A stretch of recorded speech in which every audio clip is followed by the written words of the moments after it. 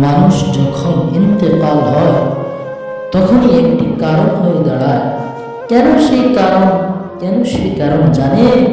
আজরাইল আল্লাহকে বলে, ও আল্লাহ, আমি যখন মানুষের জান কবজ করব, মানুষ বলবে এই লোকের আর কোনো কাজ নাই, এই লোকেই বারবার যাকে মন চায় তাকে উঠে নিয়ে যায়।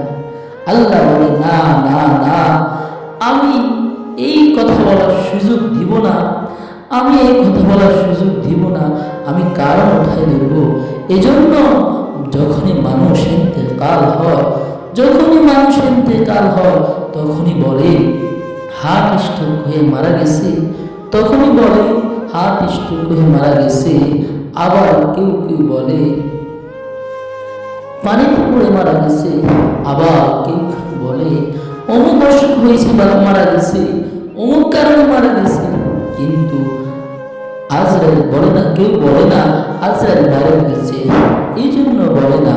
হায় হায় যুবক, যখনই আজরাইল চলে আসবে তোমার উপরে কি হবে, আমার উপরে কি হবে জানে না। হায় হায় যুবক, তুমি হারিয়ে গেছো, আল্লাহকে ভুলে গেছো।